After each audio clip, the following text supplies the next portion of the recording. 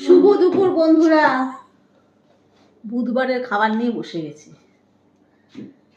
এই যে মেয়ে বানিয়েছে, দেখো চিকেনটা সব সবজি দিয়ে বানিয়েছে।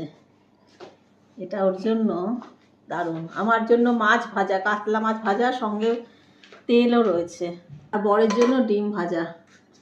এটাই হচ্ছে আমাদের পরিবার, তিনজনে তিন দিকে পাগলের পরিবার। এই যে লাল শাক, বড় বড় বেগুন ভাজা, আর এদিকে হচ্ছে ছোলার ডাল বানিয়েছি আজকে, নারকোল দিয়ে কিশমিশ দিয়ে ছোলার ডাল। প্রথম পাতে আমি তো কত সেদ্ধ নিয়েছি দেখো, আর কর্তা মশাইয়ের জন্য আলু সেদ্ধ একটা দিয়েছি। ঘি দিয়ে মেখে খাবে, আগে এইটুকু খাক আগে।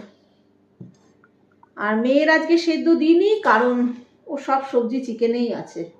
ছোলার ডালটা বহুদিন পরে বানালাম। আর সাথে দেখো কাঁচা লঙ্কা নিয়ে নিয়েছি, কাঁচা লঙ্কা খাবো। তো এই সেদ্ধগুলো মেখে এবারে খাবো। আর বেশ জম্পেশ ঠান্ডা পড়েছে কলকাতায়। অবশ্য আমরা তো গ্রামে থাকি, রাজপুর মানে গ্রাম।